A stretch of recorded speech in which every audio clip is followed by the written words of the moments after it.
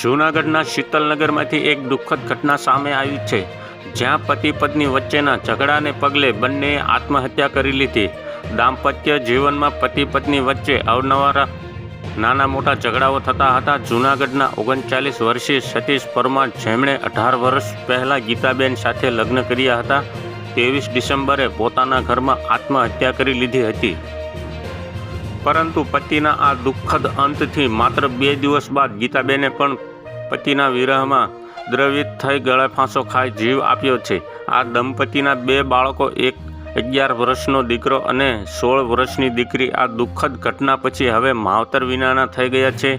મૃતક મહિલાના ભાઈ જિગ્નેશ રાઠોડે જણાવ્યું કે મારા બનેવીએ ગત 23 ડિસેમ્બરમાં નાની અમથી બાબતમાં આત્મહત્યા કરી લીધી હતી, જેના 2 દિવસ પછી મારા બેને પણ મારા બનેવીના વિરહમાં ગળે ફાંસો ખાઈ આત્મહત્યા કરી લીધી હતી।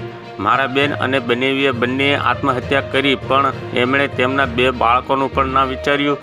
બંને બાળકોએ પોતાના માતા પિતા ગુમાવ્યા છે।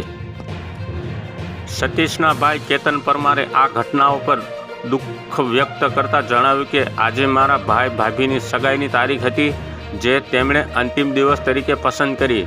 હું લોકોને અપીલ કરું છું કે જીવનમાં ક્ષણિક ક્રોધ અથવા ઝઘડાઓને કારણે કોઈ નિર્ણય ન લેવો જોઈએ, જે પછી પિતાની ખોટી ગંભીર પરિણામો ભોગવવી પડે છે। તો હાલ અત્યારે આટલું જ, મળીશું નવી અપડેટને નવા સમાચાર સાથે। અમારા વિડીયો પસંદ આવતા હોય તો વિડીયોને એક લાઇક કરી દીજો। ખાસ અમારી યુટ્યુબ ચેનલ હિન્દુસ્તાન ન્યૂઝને સબસ્ક્રાઈબ કરવાનું ભૂલતા નહીં, જેથી તમને આવા નવા સમાચારોની અપડેટ મળતી રહે।